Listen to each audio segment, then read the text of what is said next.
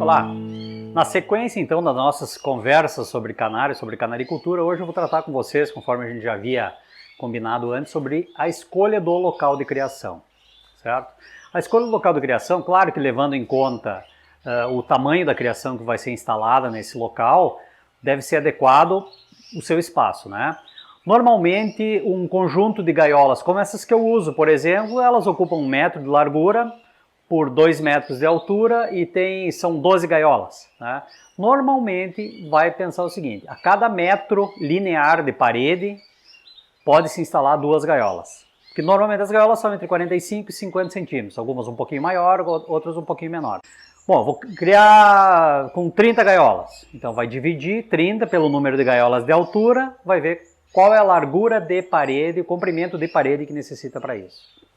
Mais importante que isso, que o tamanho do espaço de criação, é como esse local vai ser. Orientação solar dele, ventilação e umidade presente no ambiente são os itens mais importantes. Vamos começar, então, conversando sobre insolação, iluminação solar.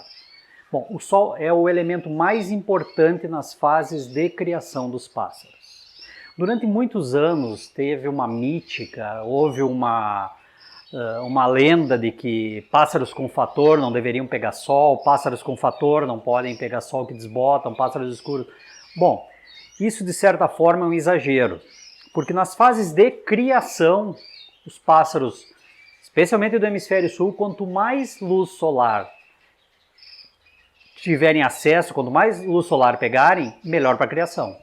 Os pássaros são estimulados por 2 fatores. O comprimento do dia, ou seja, o número de horas-luz durante o dia e a intensidade de luz que eles recebem. Então, dessa forma, se uma criação tiver uma baixa intensidade de luz, certo? For escurecida, tiver poucas aberturas, ou um local que durante a tarde, a partir das 4, 5 horas da tarde, não pega mais luz. Isso vai ter a reprodução dos pássaros altamente comprometida. E eu vou contar uma coisa para vocês assim, ó, pela experiência, a iluminação artificial não consegue suprir as necessidades de iluminação dos pássaros. Ela não consegue corrigir um ambiente mal iluminado, né?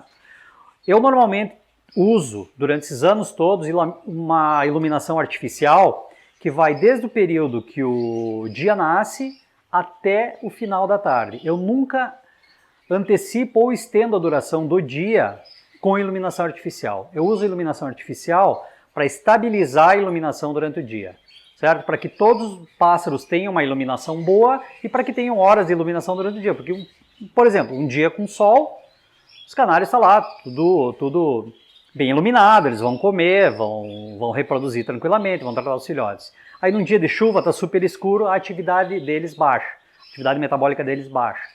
Logicamente, então, o que a gente vai fazer? Vai tentar manter nesse ambiente uma iluminação artificial para que corrija, para que supra essas pequenas necessidades. Agora, a grande necessidade dos pássaros é que tenha uma iluminação muito eficiente solar, certo?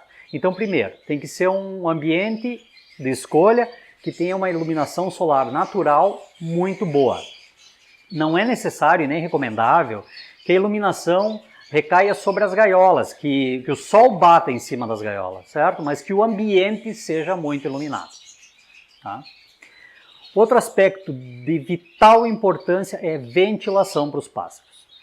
Os pássaros possuem uma capacidade enorme de adequação térmica, tá? Vocês podem notar que os dias mais frios eles dão aquela emboladinha, eles estufam as penas. Isso aí o que eles estão fazendo? Eles estão aumentando o colchão de ar para manter termicamente um conforto maior. Enquanto que nos dias mais quentes eles colam mais as penas para que o colchão de ar seja menor e eles não sintam tanto calor, tá? O que vai acontecer se a gente tiver um ambiente com pouca ventilação? Possivelmente a contaminação dos pássaros seja maior, a poluição ambiental vai ser muito maior pelos gases emanados das fezes, da respiração, da varrição, da própria atividade do bater asas dos pássaros, eles espalham poeira, os alimentos fermentados ou as fezes no fundo podem também emitir esporos de fungos. Então, o ambiente deve ser muito bem ventilado. Só que não pode ter grandes correntes de ar justamente porque vai atuar contra essa estabilidade térmica dos pássaros, certo? Então pense em um local assim. Primeira coisa, é um ambiente bem iluminado e com uma ventilação adequada.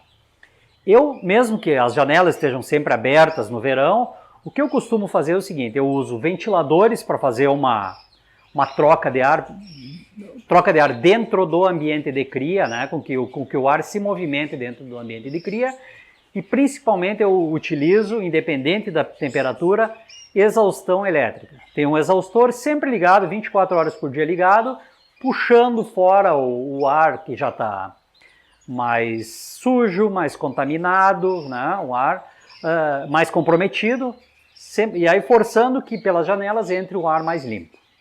Certo? Então os dois primeiros passos são esses. Um ambiente bem iluminado e bem ventilado.